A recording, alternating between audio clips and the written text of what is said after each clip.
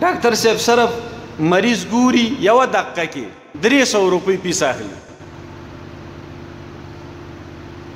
او یو دهقان چې دی ماښامه پورې لګیایي د ماشومانو خرچه نشي برابرولی نو علم ډېر ضرور دی باید چې موږ او تاسو دا وارثان خپل ماشومان د مکاتبو ته ولیږو چې غیر حاضري ونه کړي بیا چې کله فارغ شي 12 نه خپل نوم هم نشي لیکلی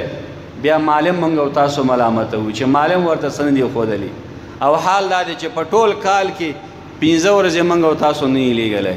موږ او تاسو په خپله ملامت یو راځئ چې دا خپل اولاد له خیره تشویق کړو مکاتبو ته ولګو نو علم ډېر ښه شی دی معززو چې علم در سره یې کافر سره مقابله کولی شي د خپلې عقیدې دفاع کولی شي او چې طالب خبر نه یې